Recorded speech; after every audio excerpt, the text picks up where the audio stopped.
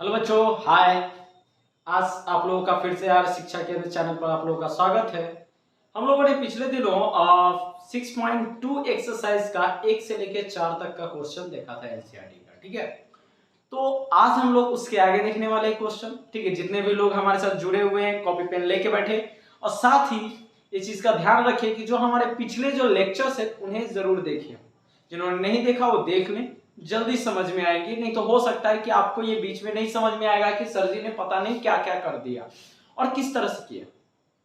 ठीक है, तो मैं उम्मीद करता हूं कि आप सारे लोग ऐसा कर लिए होंगे।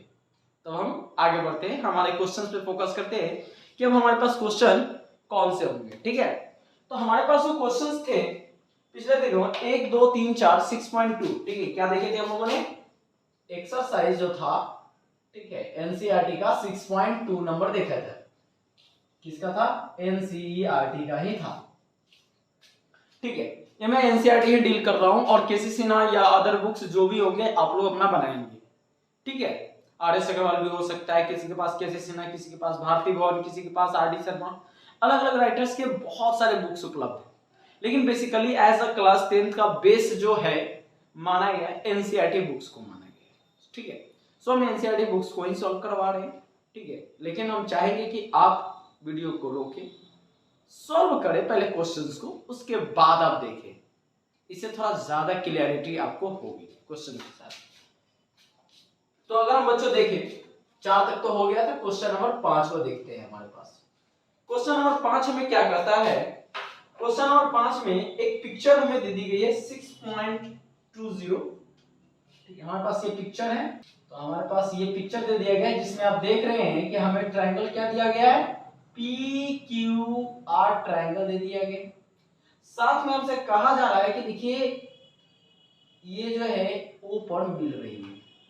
ठीक है, O पर इस तरह से मिल रही है। ठीक, ये है, इसके अलावे आपके ये है, ये पिक्चर अगर हम देखें तो EDF। ठीक है, तो बच्चों हमें क्या दिया गया है? हमें दिया है चित्र PQR में, मतलब ट्रायंगल PQR में हमें दिया गया है कि sir DE parallel to OQ है and also DF parallel to OR है। ठीक है, क्या है? हमें कह रहा है कि DE जो है ना OR के पैरेलल है एंड DF जो है OQ के पैरेलल और इधर OR के पैरेलल है। क्लियर है ये चीज? और ये चीज आपको मैंने बताया था कि जैसे ही पैरेलल आता है यहाँ पे थेल्स पर में अप्लाई हो सकता है।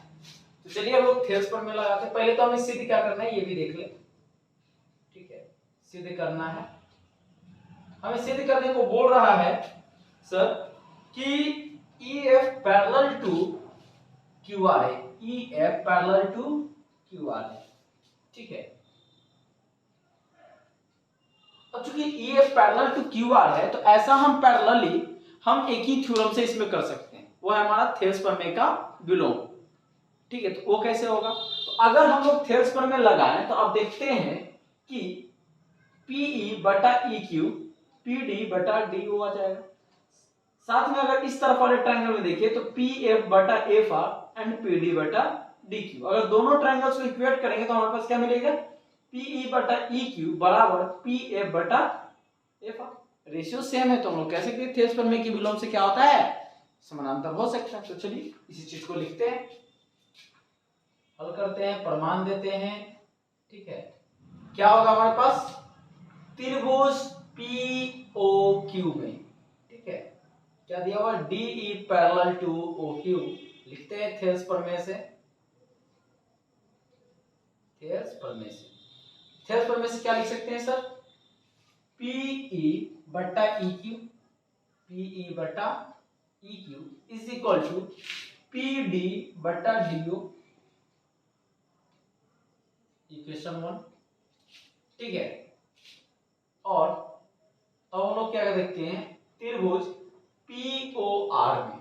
त्रिभुज पीओआर। अब इस तरफ वाले ट्रायंगल को देखते हैं पीओआर में, तो हमारे पास क्या होगा, दिया हुआ है sir D F parallel to O R, तो लिखेंगे फिर से यहाँ पे थेल्स प्रमेय से, क्या होगा, थेल्स प्रमेय से, ठीक है, थेल्स प्रमेय से तो आप लिख सकते हैं ना D F parallel to O R, ठीक है, तो लिखते हैं, अच्छा पैरेलल तो लिख ही लिए, हमको रेशियो लिखना है, पी एफ बटा एफ आर लिख सकते हैं, पी एफ बटा F R, and also P D बटा डी ओ लिखा जा सकता है, इक्वेशन 2। अगर हम गौर से देखिए इक्वेशन 1 और 2 को, तो आप देख रहे हैं पीडी बटा डीओ, पीडी बटा डीओ, मतलब दोनों इक्वेशन को अगर इक्वेट करें तो क्या आ रहा है, समीकरण 1 और 2 से, 1 और 2 से इन दोनों समीकरण को इक्वेट करें तो हम क्या देख रहे हैं कि सब P E by E Q and P F by F R हमें मिल रहा है, क्या मिल रहा है, यहां से देखिए P E by E Q is equal to P F by F R हमें मिल रहा है। अगर ऐसा मिल रहा है तो हमने पढ़ा था कि अगर दो बिंदु त्रिभुज की दो भुजाओं को एक ही अनुपात में बांटे तो उन दोनों को जो मिलाने वाली जो रेखा है ना वो तीसरी भुजा के समानांतर होती है, ऐसा हम लोगों ने पढ़ा था। तो लिख सकते हैं थेल्स प्रमेय के विलोम से, थेल्स प्रमेय के विलोम से हम कह सकते हैं कि sir E F parallel to Q R, E F parallel to Q R, और ये हमारा बच्चों प्रूव्ड हो गया, ठीक है, ये हमारा क्या हो गया, प्रूव्ड हो गया। इसको आप लोग नोट कर ले, उम्मीद करता हूं कि आप लोगों ने वीडियो रोक करके पहले सॉल्व कर लिया होगा, जब नहीं बना होगा तभी आपने इसको देखा होगा, ठीक है, चलिए इसको नोट कर ले प्लीज, इसके बाद आगे बढ़ते हैं।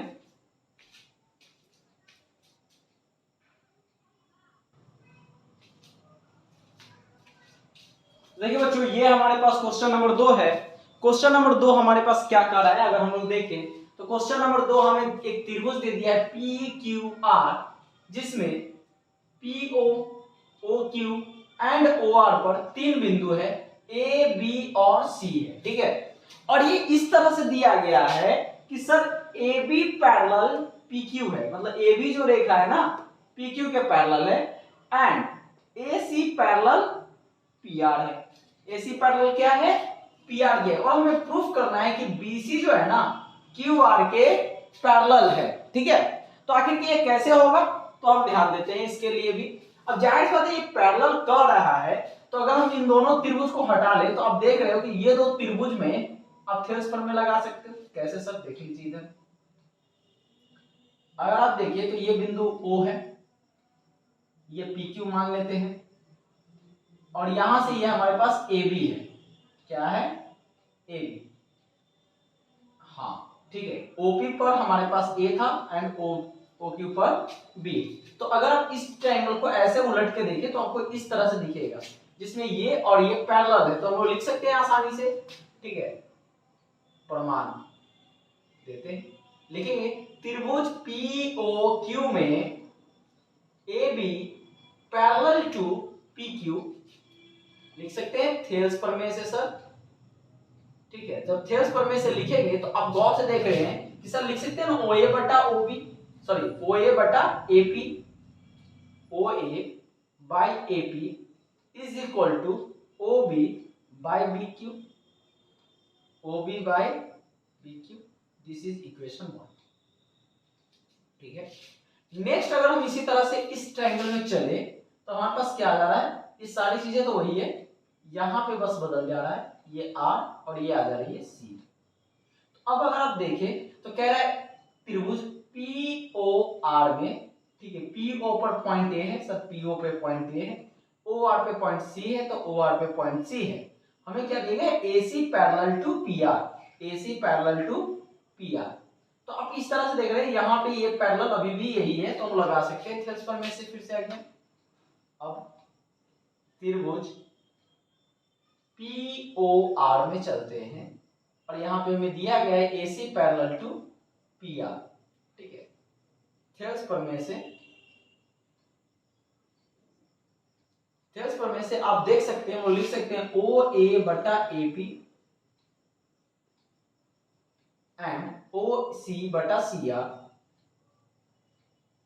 लिख सकते हैं थेल्स प्रमेय से। जब ऐसा हो गया तो आप देखिए ये हमारा इक्वेशन 2 हो गया। और जब इन दोनों इक्वेशन को अगर आप ध्यान से देखो तो आपको पता चल रहा है कि सर OA बटा AP एंड OA बटा AP दोनों में आप लोगों को कॉमन दिख रहा होगा। जब कॉमन दिख रहा है तो हम क्या कर सकते हैं, इसको इक्वेट कर सकते हैं ना। तो लिख सकते हैं समीकरण 1 और 2 से, 1 और 2 से मतलब फ्रॉम इक्वेशन 1 एंड 2। जब लिखेंगे तो आप देख रहे हो कि सर OB बटा BQ एंड ऑल्सो OC बटा CR। ठीक है, अगर अब हम इसको हटा दें और यहां पे देखिए OQC में, OQR में अगर हम देखें तो अगर आप देखें तो यहाँ पे पॉइंट B है और यहाँ पे पॉइंट C है।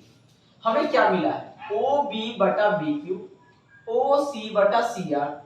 और जब दो भुजाओं को कोई बिंदु एक ही अनुपात में बांटे, ठीक मान लेते हैं दो भुजाएं पे दो बिंदु है और दोनों भुजाओं को एक ही अनुपात में काटती है, तो इन दोनों बिंदुओं को जो मिलाने वाली जो रेखा है ना तीसरी भुजा के समानांतर होती है। ऐसा आप कौन से थ्योरम पढ़े थे, थेल्स प्रमेय के विलोम में। तो लिखेंगे थेल्स प्रमेय के विलोम से, थेल्स प्रमेय के विलोम से आपको क्या हो जाएगा sir, BC parallel to QR, BC parallel to QR। चलिए ये हमारा प्रूव्ड हो गया बच्चों, लिख लेंगे। ठीक है, जिसको नहीं समझ में आया मैंने बहुत बेसिकली मैं हर एक पार्ट को तोड़ तोड़ के बताया हूं, अतः जिसको नहीं समझ में आया आप क्या करिएगा, एक दो बार फिर से रिपीट कीजिएगा। ठीक है, सबको समझ में आ रहा है तो आप सारे लोग क्या कीजिएगा, बस रिपीट कीजिएगा, आपका आसानी से समझ में आ जाएगा, कभी कोई प्रॉब्लम्स ही नहीं होगी। ठीक है, चलिए इसको नोट कर लीजिए, उसके बाद आगे बढ़ते हैं, देखते हैं एक और क्वेश्चन को।